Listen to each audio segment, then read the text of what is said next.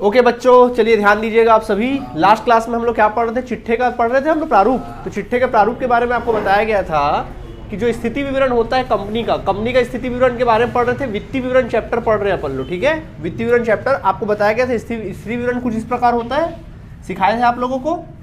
तो आप लोग को बताया गया था सबसे पहला होता है, दो पार्ट में होता है आपका स्थिति विवरण।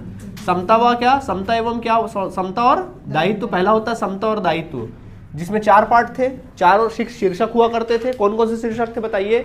एक था अंशधारियों का कोष, दूसरा था अंशों पर आवंटन पर दे, आवेदन की राशि आवंटन पर दे, तीसरा था गैर चालू दायित्व और चालू दायित्व। याद आया कि नहीं आया? चार पार्ट में तो उसके अंदर कैटेगरी था। दूसरा कैटेगरी में आता है क्या आपका? संपत्तियां, परिसंपत्तियां। क्या आती है? परिसंपत्तियां आती है। अब परिसंपत्तियां में दो कैटेगरी होता है, मतलब दो मेन शीर्षक होता है। पहला होता है गैर चालू संपत्तियां। गैर चालू संपत्तियां मतलब वो चालू संपत्तियां जो चालू संपत्तियां नहीं होती है, और दूसरा होता है चालू संपत्तियां। दूसरा कैटेगरी क्या होता है? चालू संपत्तियां होती है। आई बात समझ में कि नहीं आई? ठीक है। तो इस तरह से चिट्ठे का इधर टोटल आ जाता है और इधर टोटल आ जाता है, ठीक। तो हमने लास्ट के जो दो क्लास थे, या शायद लास्ट का कोई एक क्लास था मेरे ख्याल से, एक ही क्लास में हमने चिट्ठे का समता और दायित्व वाला पोर्शन क्या कर लिया था? कंप्लीट कर लिया था। आज बारी किसकी है? संपत्तियों वाले पोर्शन की देखने की बारी। किसकी बारी है? परिसंपत्तियां। किसकी बारी है? परिसंपत्ति। तो देखिए बच्चों, संपत्तियों का मतलब क्या होता है? आज जो हम बात करेंगे आपके चिट्ठे का दूसरा वाले पार्ट की बात करेंगे। इससे पहले ऊपर में दायित्व तो हमने पूरा कर लिया, जो कि दिखाई नहीं दे रहा आप लोगों को, इनविजिबल दिख रहा है ना। उसी के जस्ट नीचे नोट करना। चिट्ठा बनाना सिखाए थे, बोले थे पेज में चिट्ठा बनाना, तो पहले दायित्व वाला पोर्शन कर लेना, उसके नीचे जस्ट संपत्ति वाला। तो उसी के नीचे कंटिन्यू हमने करा है, दायित्व के नीचे संपत्ति वाला। तो संपत्ति के दो प्रारूप होते हैं। संपत्ति का मतलब क्या होता है? आपके व्यापार में, यानी कि आपकी कंपनी में अगर संपत्ति, तो संपत्ति का मतलब क्या होता है? वो संपत्ति जिसको आप रोकड़ में कन्वर्ट कर सकते हो, जिसको आप रोकड़ के रूप में बदल सकते हो, उसको संपत्ति बोलते हैं। कैसे बदलोगे भाई रोकड़ के रूप में उसको? कोई भी संपत्ति को बेचोगे, उससे पैसे वसूली होगी, उसी को संपत्ति बोलते हैं। अब कोई संपत्ति ऐसी होती है जिसको तुरंत बेचा जा सकता है। मैं बोलूंगा ये पेन को रोकड़ में बदल के दिखाओ, मुश्किल से आपको 15-20 मिनट के अंदर रोकड़ में क्या कर दोगे? बदल दोगे, तुरंत बेच दोगे। कोई ना कोई ग्राहक तत्काल मिल जाएगा खरीदने वाला, क्योंकि उसके पास पैसा रेडी है। अभी अगर ये पेन की कीमत 10 रुपये है, आप बोलोगे 10 रुपये में कौन खरीदेगा भैया पेन? कोई ना कोई रेडी हो जाएगा, एग्री हो जाएगा, ला भैया मैं खरीद लेता हूँ, क्योंकि जेब में पैसा हो। देखो बिल्कुल खड़ा भी हो गया, सर आ रही है मैं ले लूँगा बोल रहा है, 5 रुपये मिलेगा बोल रहा है, ठीक है। तो पैसा जेब में है ना तत्काल। 10 भी बोलूँगा तो आप तुरंत ले लेंगे, तो ज़्यादा टाइम नहीं लगेगा। अच्छा मैं बोलूँगा ये भवन है, इसको खरीद बेचना है भैया, कौन खरीदेगा अभी बताओ? तत्काल दे रहे हो पैसा? अच्छा जेब में रखे हो, 4 करोड़ चाहिए। अच्छा है क्या 4 करोड़? अच्छा दिमागी थोड़ा सा खराब हो गया देखो। तो कई संपत्ति ऐसी होती है जिसको, भवन को अगर बोलेंगे रोकड़ में बदलो, तो क्या 5 मिनट बदला जाएगा रोकड़ में? पॉसिबल ही नहीं है, पॉसिबल ही नहीं है। क्योंकि पहली बात, उतना भवन या जो संपत्ति का रेट होता है बहुत बड़ा होता है, ज़्यादा होता है, तो बहुत काफ़ी वक्त लगता है। कम से कम उसको रोकड़ में बदलने में आपको 1-1.5 साल का वक्त लग जाएगा, लंबा समय लग जाएगा। तो यानी कि देखिए संपत्ति के दो पैटर्न है, पहला गैर चालू संपत्ति, दूसरा चालू संपत्ति। देखो दो कैटेगरी यहाँ पे, दो शीर्षक है संपत्ति के, दो शीर्षक है, एक गैर चालू संपत्ति, दूसरा चालू संपत्ति, और उसके अंतर्गत कुछ उप शीर्षक है, ठीक है, और इसके अंदर भी कुछ उप शीर्षक है। गैर चालू संपत्ति मतलब वो संपत्ति जिसको रोकड़ बदलने में आपको 12 महीने से अधिक समय लगेगा। क्या बोल रहा हूं मैं? वो संपत्ति जिसको रोकड़ में बदलने में आपको 12 महीने से अधिक समय लगेगा। और चालू संपत्ति का मतलब क्या होता है? वो संपत्तियां जिनको रोकड़ में बदलने में आपको बहुत ही कम समय, मतलब 12 महीने से कम समय का वक्त लगेगा। कैसा वक्त लगेगा? कम समय का। समझ में आ गया कि नहीं आ गया? दिमाग में बैठ गया बात, ठीक है। तो सबसे पहले देखो क्या बात करेंगे गैर चालू संपत्ति में। सबसे पहले आज बात करने वाले हैं नंबर ए, स्थायी संपत्ति। क्या बात करने वाले हैं? स्थायी संपत्ति। तो स्थायी संपत्ति का मतलब क्या होता है? वो संपत्तियां जिसका मूल्य पूरे वर्ष भर क्या रहता है? स्थायी रहता है। या फिर वो संपत्ति जिसको रोकड़ में बदलने में आपको काफी लंबे समय का इंतजार करना पड़ता है, 12 महीने से अधिक समय लगेगा, वो क्या है आपका? स्थायी संपत्ति है। अब स्थायी संपत्ति के अंतर्गत भी अलग अलग कैटेगरी, देखो दो कैटेगरी ए है और कैटेगरी बी है। पहला स्थायी संपत्तियां जो संपत्ति के रूप में है, और एक चालू संपत्ति जो एक निवेश के रूप में। किस रूप में है? निवेश के रूप में है, गैर चालू निवेश के रूप में है, ठीक है। चलिए देखिए, तो अपन लोग सॉल्व करते इसमें। ओके, दो रूप में नहीं, सॉरी एक ही रूप में है, स्थायी हाँ, और एक गैर चालू निवेश है, ठीक है, सॉरी अदर संपत्ति। तो पहले स्थायी संपत्ति की बात करते हैं। देखिए स्थायी संपत्ति में सबसे पहली संपत्ति है, देखो स्थायी संपत्ति की कैटेगरी 4 कैटेगरी है। पहला कौन सी संपत्ति है? मूर्त संपत्ति। क्या है? मूर्त संपत्ति है, मूर्त परिसंपत्ति। मूर्त मतलब क्या? मूर्ति, वो संपत्ति जिसको आप देख सकते हैं, छू सकते हैं, महसूस कर सकते हैं, वो कौन सी संपत्ति होती है?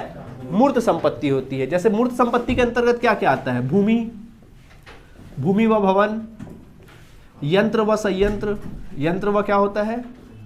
संयंत्र होता है। उपस्कर होता है, उपस्कर यानी कि फर्नीचर वगैरह, आपके व्यापार की गाड़ियां वगैरह हो गई, ठीक है।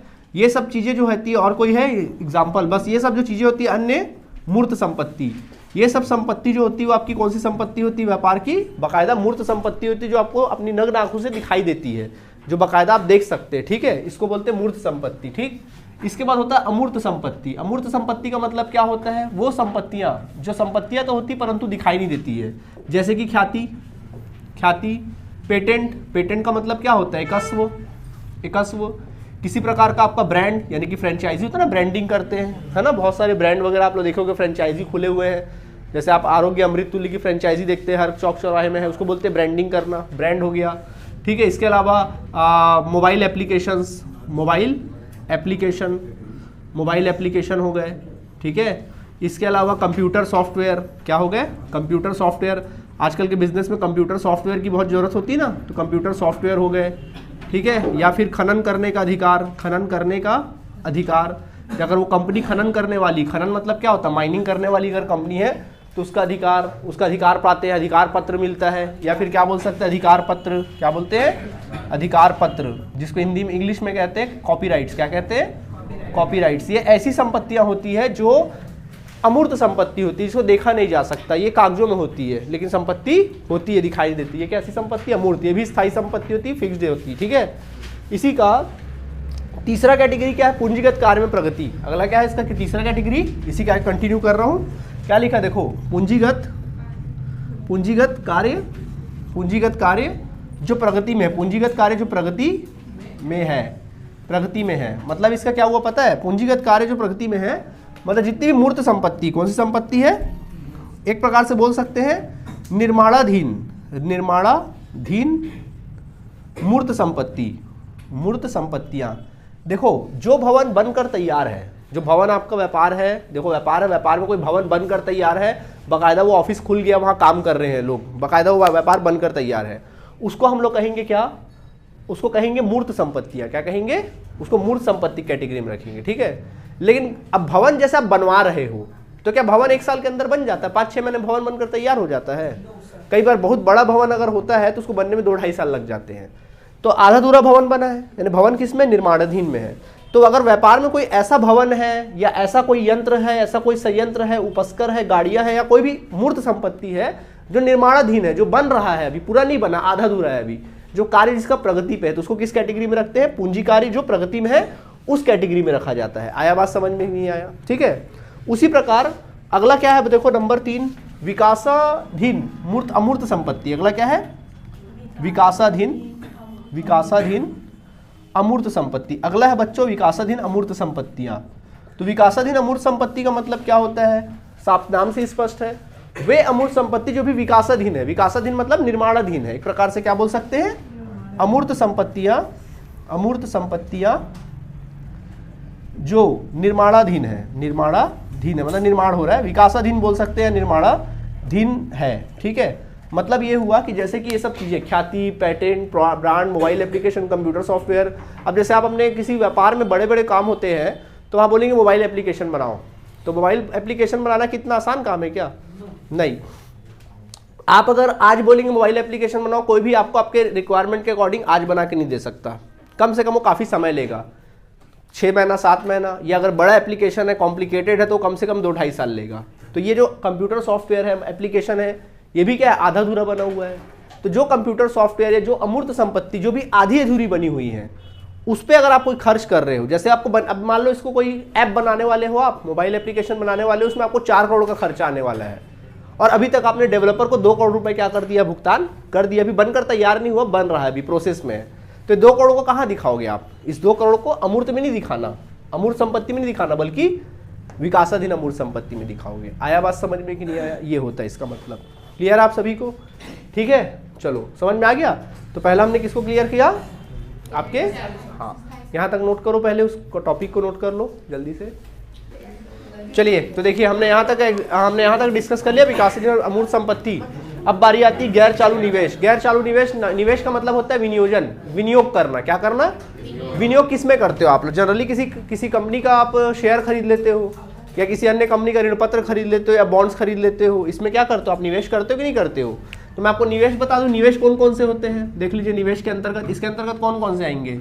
गैर चालू निवेश के अंतर्गत क्या क्या आएगा देख लो। तो गैर चालू निवेश, गैर चालू निवेश, तो गैर चालू निवेश बोल रहा है तो कॉमन सी बात है, निवेश किससे ज्यादा होगा? 12 माह से अधिक समय के लिए आपने निवेश किया होगा। ये जो निवेश किया हो कितना किया होगा? 12 माह से अधिक समय के लिए। निवेश भी अलग अलग प्रकार का होता है ना, कई निवेश ऐसे होते हैं जो 12 महीने से कम समय के लिए निवेश करते हो, और कई निवेश ऐसे होते हैं जो 12 महीने से अधिक समय के लिए हम लोग निवेश करते हैं। तो देखो 12 महीने से अधिक समय के लिए, तो निवेश में क्या होगा? जैसे मान लो आपने किसी कंपनी का अंश खरीदा है, अंश पूंजी, अगर आपने अंश पूंजी क्रय किया है, या किसी कंपनी का आपने ऋण पत्र क्रय किया है, भाई अपनी कंपनी का नहीं ना, किसी और की कंपनी का, ठीक है, ऋण पत्र क्रय किया होगा।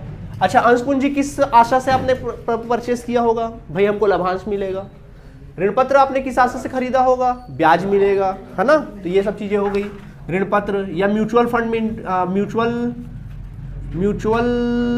फंड में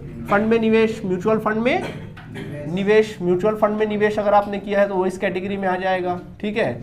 या किसी प्रकार के सरकारी ऋण पत्र में, ऋण पत्र बोलूंगा सब आ जाएगा ना उसमें, सरकारी ऋण पत्र में निवेश किया होगा तो वो आ जाएगा।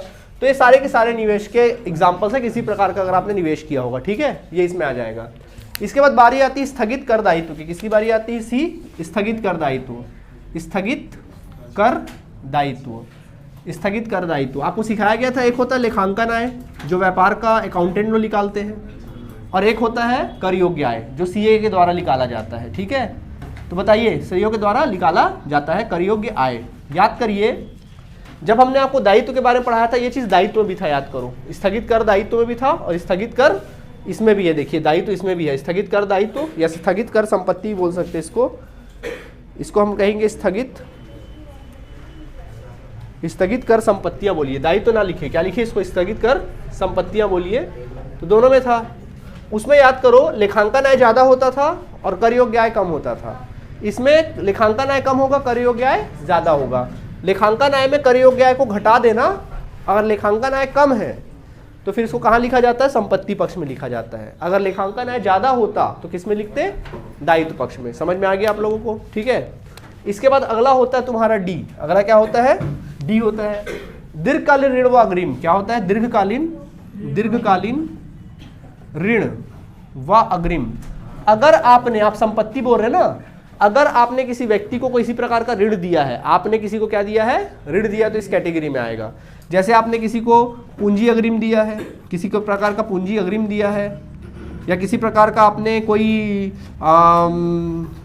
प्रतिभूति निक्षेप, अगर आपने कोई प्रतिभूति में कुछ पैसे वैसे या कुछ सिक्योरिटी डिपॉजिट किए, इंग्लिश में इसको बोलते हैं सिक्योरिटी डिपॉजिट। अगर आपने कोई पैसा सिक्योरिटी डिपॉजिट में अगर आपने निवेश किया है तो वो, और अन्य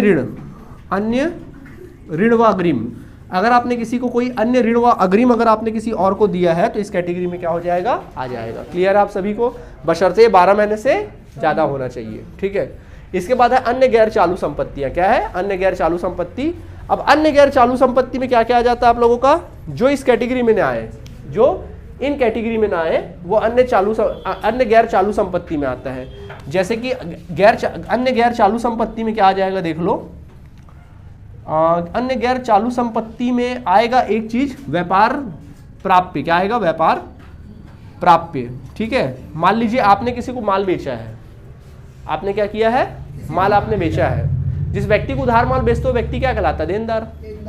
और वही व्यक्ति जब लिखकर आपको वचन दे देता है उसको क्या बोलते हैं? प्राप्य पत्र। तो जनरली वो चालू संपत्ति होता है अगर वो 12 महीने के अंदर देना लेना है तो। लेकिन अगर 12 महीने से ऊपर है, 12 महीने से क्या है? 12 माह से अधिक समय के बाद आपको पैसा वसूलना है। कंपनी, भाई बड़ी बड़ी कंपनी लेन देन करती है, तो कई तो लेन देन ऐसे होते हैं जो 12 महीने से ऊपर के लिए टाल दिए जाते हैं, माल वाल बेचते हैं अपन लोग। तो क्या आ जाता है? उसको क्या कहेंगे? व्यापार देय कहेंगे। क्या कहेंगे? व्यापार प्राप्य कहेंगे। तो वो इस कैटेगरी में आ जाता है। मैं समझता हूँ आपके एग्जाम में या कहीं भी लिखने के लिए इसका तो आने वाला है नहीं, ठीक है। तो व्यापार देय को हमेशा आप चालू के ही अंतर्गत रखे, तो ज्यादा आपके लिए समझदारी रहेगा। क्लियर है? तो ये हो गए तुम्हारे क्या, स्थायी संपत्ति की सारी कहानियां खत्म हो गई। क्लियर है आप सभी को? अब बारी आती है चालू निवेश की। किसकी बारी आती है? चालू निवेश, यानी कि चालू संपत्तियां। बिल्कुल सिंपल है। अच्छा ठीक है, पहले लिख लो, फिर इसको भी कंटिन्यू करके बताएंगे आप लोग को। ठीक है, नोट करो पहले। हाँ चलिए ध्यान दीजिएगा, अभी आगे बढ़ते हैं। इसके बाद देखिए, अब आ जाते हैं अपन चालू परिसंपत्ति में। चालू परिसंपत्ति में क्या क्या आता है? चालू संपत्ति में आता है चालू निवेश। चालू निवेश का मतलब, निवेश का मतलब मैंने क्या बताया, किसी कंपनी के सरकारी ऋण पत्र खरीदोगे। अब मैं इसको डिटेल नहीं कर रहा हूँ ना, दिमाग में बैठाओ। किसी कंपनी के सरकारी ऋण पत्र खरीदोगे, अंश खरीदोगे, म्यूचुअल फंड में पैसा डालोगे, कहीं आप प्रतिभूति निवेश करोगे, जो भी निवेश करोगे, तो अगर वो 12 महीने से कम समय के लिए है, जो मैंने यहाँ पर क्या बताया था आप लोग को, 12 महीने से अधिक समय का, वही चीज को 12 महीने से कम कर देना, वो इसमें आ जाएगा चालू निवेश में। समझ में आया बात? इसके बाद अगर क्वेश्चन में पूछना बोले तो उसको गैर चालू ही मान के चलना, 12 महीने से ऊपर मान के चलना। ठीक है। स्कंद, स्कंद की बात आती है, यानी कि स्टॉक, आपके व्यापार का क्या स्टॉक। स्कंद का मतलब होता है स्टॉक। देखिए स्टॉक के अंतर्गत क्या क्या आता है? व्यापार का कच्चा माल, आपके व्यापार में कच्चा माल रहता है। देखो कंपनी जो होती है माल बनाकर बेचती है, सुन लो, कंपनी माल बनाकर बेचती है। तो मान लो फर्नीचर का वो व्यापार करती है, तो फर्नीचर का व्यापार कर रही है, तो उसके लिए लकड़ी क्या है? कच्चा माल है। ठीक। इसके बाद होता है अर्धनिर्मित माल, जो फैक्ट्री में बनता है, जो फैक्ट्री में मशीनों में डाला गया है। किस में डाला गया? मशीन में डाला गया है, और मशीन से भी बनकर बाहर नहीं निकला है, तो मशीन के अंदर है ना, क्या बोलेंगे इसको? अर्धनिर्मित माल। क्या बोलेंगे? अर्धनिर्मित। उसके बाद होते हैं निर्मित माल, या कि तैयार माल। क्या बोलेंगे? निर्मित या फिर तैयार माल का ही कहा जाएगा। तो तैयार माल किस में आ जाएगा आप लोगों का? तैयार माल जो है किस में आ जाएगा? जो माल बनकर तैयार है, जो मशीन से बाहर निकल चुका है, तैयार माल। इसके अलावा कल पुर्जे, किसी प्रकार के व्यापार के कल पुर्जे, या फिर स्पेयर पार्ट्स वगैरह नहीं होते हैं, जैसे कि औजार, खुले औजार। क्या बोल सकते हैं? खुले औजार। खुले औजार का मतलब क्या होता है? खुले औजार, या फिर खुले औजार, या फिर स्टोर्स। स्टोर्स होता था ना, स्टोर्स।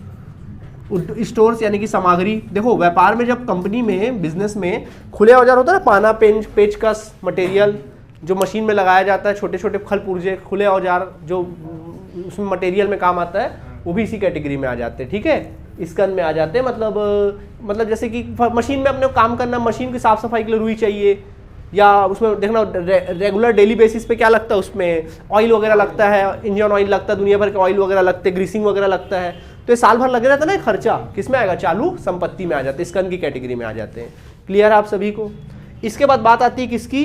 व्यापार प्राप्य की। किसकी बात आती है? व्यापार प्राप्य की। तो देखो हमने बताया स्कंद के बारे में बताया, अब हम बताएंगे सी कैटेगरी, व्यापार प्राप्य की बात करेंगे। व्यापार प्राप्य तो आपको सिखाया गया था, व्यापार के क्षेत्र में आप व्यापार हो, और ये आपका एक व्यक्ति है। आप इस व्यक्ति को उधार में माल बेचा, आपने उधार में माल बेचा, ये व्यक्ति क्या कहलाएगा? आपका देनदार कहलाएगा कि नहीं कहलाएगा? ठीक है। और जब यही व्यक्ति लिख कर देते तो इसी को क्या बोलेंगे अपन? प्राप्ति पत्र। क्या कहेंगे? प्राप्ति पत्र। तो देखिए आप देनदार चालू ना, व्यापार के क्षेत्र में किसी व्यक्ति को माल बेचोगे, और वही व्यक्ति जब आपको लिख कर आश्वासन दे देगा कि भाई दे दूंगा मैं आपका पैसा, इन दोनों को जोड़ देना, क्या आ जाएगा? व्यापार प्राप्य आ जाएगा। क्या आ जाएगा? व्यापार प्राप्य आ जाएगा। समझ आया कि नहीं आया? मतलब देनदार और प्राप्य बिल को जोड़ दीजिए, क्या आ जाएगा आप लोगों का? व्यापार प्राप्य आ जाएगा। बस ये दो चीज इसमें आती है। फिर आता नगद व नगद तुल्य। क्या आ जाता है? नगद व नगद तुल्य। तो देखिए नगद व नगद तुल्य, नगद मतलब रोकड़, यानी कि रोकड़ या फिर वो चीज जो रोकड़ के बराबर समझी जाए। तो तीन चीजों को रोकड़ के बराबर समझते हैं। पहला हस्तस्थ रोकड़, जो खुद अपने आप में रोकड़ है, उसको आप रोकड़ मानेंगे, हस्तस्थ रोकड़। दूसरा इसमें आप जोड़ देंगे क्या? बैंक में रोकड़। आपके बैंक में रोकड़ पड़ा हुआ है, वो इस कैटेगरी में आ जाएगा। ठीक है, बैंक में रोकड़। और तीसरा आ जाएगा आप लोगों का क्या? चालू निवेश। क्या बोल सकते हैं? चालू निवेश, या फिर इसको बोलो सरकार, एक प्रकार से बाजार प्रतिभूतियां। क्या बोलेंगे? बाजार योग्य प्रतिभूतियां। ये तीन चीजें रोकड़ के बराबर मानी जाती है। ठीक है, तो इन तीनों को जोड़ देना, यही तुम्हारा क्या आ जाएगा? तुम्हारा नगद एवं नगद तुल्य के बराबर आ जाएगा। क्लियर है? बोलते ना पिता या पिता तुल्य है, वैसी टाइप का। क्लियर आया बात समझ में? इसके बाद देखो फिर क्या लिखा है? अल्पकालीन ऋण और अग्रिम। अगर आपने व्यापार के क्षेत्र में किसी अन्य व्यक्ति को, किसी कंपनी को या किसी थर्ड पार्टी को आपने कोई ऋण दिया है या अग्रिम दिया है कम समय के लिए, 12 महीने से कम समय के लिए दिया है, तो इस कैटेगरी में आ जाएगा। और अन्य परिसंपत्तियां, जो इनमें छूट जाए, वन परिसंपत्तियां, अन्य चालू संपत्ति। तो बताओ बच्चों, अन्य चालू संपत्ति में क्या क्या आ सकता है? अन्य चालू संपत्ति में क्या क्या आ सकता है? बताओ क्या क्या छूट गया भाई चालू संपत्ति के नाम पे? हमने आपको लिस्ट दिया था ना व्यापार का, जब अपन चैप्टर चालू कर रहे थे, याद करो, लेखांकन अनुपात। तो क्या आपको लिस्ट दिया था, क्या क्या छूट गया? देखो अब आपका अन्य चालू संपत्ति में छूट गया पूर्वतत्व है, पूर्वदत्त व्यय, और दूसरा क्या, अनुपार्जित आय, सॉरी उपार्जित आय, क्या आ गया, उपार्जित आय, यानी ऐसा आय जो अप्राप्त आय, एक प्रकार से क्या कह सकते हैं, अप्राप्त आय। तो ये बच्चों चिट्ठे के संपत्ति वगैरह वगैरह के क्या है, उदाहरण है आपके सामने। कोई परेशानी इसमें आप लोगों को? आपके एग्जाम में इससे प्रैक्टिकल बिल्कुल भी नहीं पूछेगा। आपको पूछेगा तो क्या पूछेगा, थ्योरी पूछेगा, 5-6 नंबर की थ्योरी पूछेगा। तो कैसे थ्योरी पूछेगा, आपको क्या बोलेगा मालूम, जैसे आपको एक चीज़ दे देगा, जैसे कुछ भी दे देगा, जैसे आपको दे दिया, आपको लिख देगा कि हस्तस्त्रोकड़, तो आपको बोलेगा कि हस्तस्त्रोकड़ जो है वो एक शीर्षक है, वो किस कैटेगरी में आएगा। तो आप क्या बोलोगे, संपत्ति में परिसंपत्ति के किस में आ जाएगा, परिसंपत्ति के चालू संपत्ति शीर्षक, चालू संपत्ति शीर्षक रहेगा और उसका उपशीर्षक क्या रहेगा, नगद व नगद तुल्य, ठीक है, उस कैटेगरी में आएगा। मैं इसका ना कल एक क्वेश्चन करा के दिखा दूंगा आप लोगों को, ठीक है। कल कुछ 2-3 क्वेश्चन अपन इससे रिलेटेड बना लेंगे, और इसमें ज़्यादा आपकी बुक का क्वेश्चन बनाने की आपको बिल्कुल भी आवश्यकता नहीं है। आप परीक्षा सार 9 बोर्ड का परीक्षा सार आता है, उसको उठाइए और इसी के 4-5 क्वेश्चन है उसमें, उसी को भर बना लीजिए, आपका काम कंप्लीट हो जाएगा, उसी में से एग्जाम में क्वेश्चन आएगा। क्यों इतना मेहनत करना, ठीक है। हमारे एग्जाम में ज़्यादातर जो क्वेश्चन आएगा वो किधर से आएगा, साझेदारी वाला से आएगा। साझेदारी वाला जो चैप्टर है, 4-6 चैप्टर है मेरे ख्याल से शुरुआती, तो 6 चैप्टर जो साझेदारी से संबंधित है उससे 35 नंबर का आएगा। अंश पूंजी और जो ऋण पत्र है, यानी ऋण पत्र को साइड ही रख दो, बचा क्या, अंश पूंजी, क्योंकि अंश ऋण पत्र तो वही है भाई, अंश पूंजी को हटा के ऋण पत्र लगा देना है। तो बोल सकते सिर्फ अंश पूंजी वाला जो चैप्टर है उससे 25 नंबर का आएगा। सोचो, एक चैप्टर से 25 नंबर, उधर 6 चैप्टर से 35, इधर एक चैप्टर से क्या 25, सोचो, ठीक है, इतना आएगा। तो अच्छे से तैयारी करनी है अंश पूंजी की अपन लोग को, ठीक है। तो ये दो टॉपिक को बहुत अच्छे से करना है। इसके बाद रोकड़ प्रवाह विवरण पत्र और लेखांकन अनुपात, वो तो बहुत अलग क्वेश्चन है, वो बचे हुए अब 35 और 25 को जोड़ दीजिए, कितना हुआ, 60 हुआ, बचे कितने, 20 नंबर। तो 20 में 12 नंबर का क्वेश्चन रोकड़ प्रवाह से आने वाला है, थ्योरी और प्रैक्टिकल। हाँ, बड़ा क्वेश्चन नहीं आएगा, 12 नंबर का आएगा, छोटे छोटे क्वेश्चन आएंगे। तो रोकड़ प्रवाह के जो क्वेश्चन है सिर्फ किधर से देखिए ना आपको, अब आपको प्रैक्टिस करना है तो सिर्फ और सिर्फ परीक्षा सार से, और बुक को झांकने की भी जरूरत नहीं है, बस प्रैक्टिस करना चालू कर दो, उन्हीं में से आने वाला है, बिल्कुल अच्छे से तैयारी चालू कर दीजिए। क्लियर है आप लोगों को? तो साझेदारी वाला टॉपिक अच्छे से करना, अंश पूंजी वाला कर लो, और उधर पे फिर जितने छोटे छोटे चीज़ें हैं ये सब जो लेखांकन अनुपात पड़े, बचा कुछ कौन, लेखांकन अनुपात, रोकड़ अनुपात, वित्तीय विवरण और वित्तीय विवरण विश्लेषण। अभी कल के क्लास में, परसों क्लास में वित्तीय विवरण विश्लेषण करवा दूंगा, फिर चैप्टर हमारा फिनिश हो जाएगा। क्लियर? चलिए, थैंक यू।